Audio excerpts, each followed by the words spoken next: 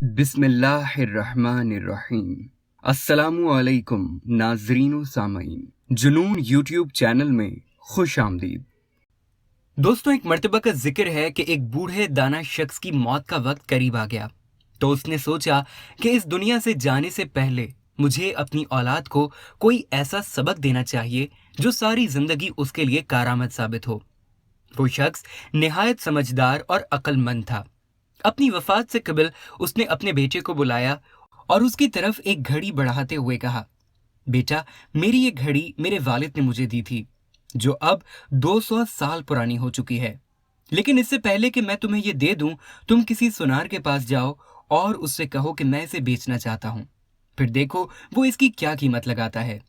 बेटा सुनार के पास जाता है और उसे घड़ी दिखाता है। सुनार उस घड़ी को देखता है, उसका मुआयना करता है और उसकी कीमत 25,000 रुपए लगा देता है। बेटा वापस आकर अपने वालिद को बताता है कि सुनार ने इस घड़ी की कीमत 25,000 रुपए लगाई है क्योंकि ये बहुत पुरानी है। उसका बाप ये सुनकर मुस्कुराता है और अपने बेटे से कहता है कि अब तुम इस घड़ी को गिरवी रखने वाले के पास ले जाओ, उन्हें ये घड़ी दिखाओ और उनसे पूछो कि वो इस घड़ी की क्या कीमत दे सकते हैं। बेटा गिरवी रखने वालों की दुकान पर जाता है, उन्हें घड़ी दिखाता है। वो भी इस घड़ी का खूब अच्छे से जायजा लेने के बाद कहते हैं कि इस घड़ी के एवज 1500 रुपए मिल सकते हैं क्योंकि ये बहुत ज्यादा इस्तेमाल हो चुकी है। बेटा वापस आकर ये सूरत हाल भी बाप को बता देता है।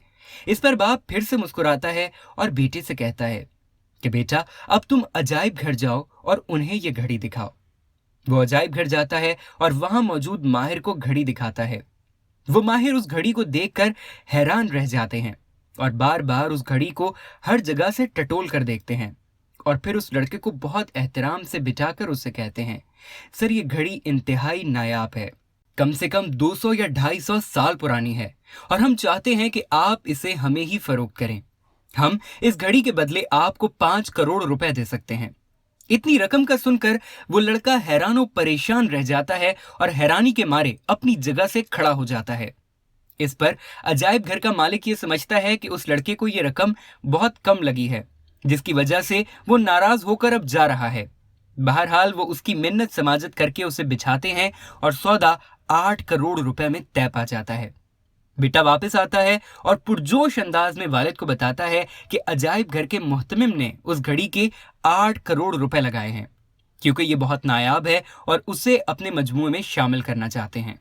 बेटा खुशी खुशी वापस आता है और पुरजोश अंदाज में अपने वालिद को बताता है कि बाबा, अजायब घर के मोहतमिम ने इस घड़ी की कीमत 8 करोड़ रुपए लगाई है क्योंकि ये बहुत नायाब है और वो इसे अपने मजमूए में शामिल करना चाहते हैं।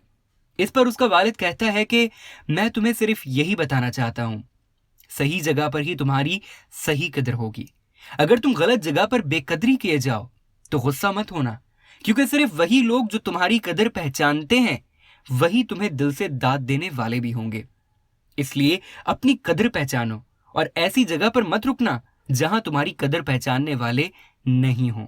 तो दोस्तों, आप भी जरा गौर कीजिए कि कहीं आप भी ऐसे ही लोगों के दरमियान फंस तो नहीं गए जिन्हें आपकी कदर का अंदाजा ही नहीं और वो बस आपको आम इंसान समझकर नजरअंदाज कर रहे हैं।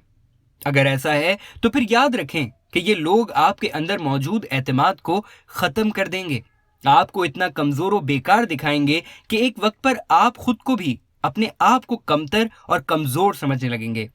लिहाजा अभी अभी और इसी वक्त अपनी कदर को पहचानिए, अपनी कीमत को जानिए। जहां कदर नहीं वहां से आगे बढ़ जाइए। कदरदानों से दोस्ती कीजिए, उनकी महफिल में शिरकत करें, वो आपको आपसे मिलवा देंगे, वो आपको आपकी हकीकी अहमियत से रोशनास करवा देंगे। वीडियो देखने का शुक्रिया।